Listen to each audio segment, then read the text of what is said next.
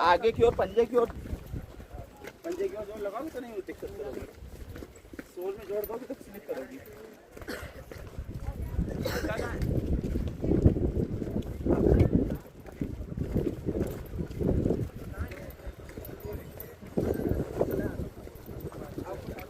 काय करायचं रेनकोट घालायचं आत्ताच पाऊस वरती गेल्यावर वीज जोराचा काढून किंवा म्हणजे गाडी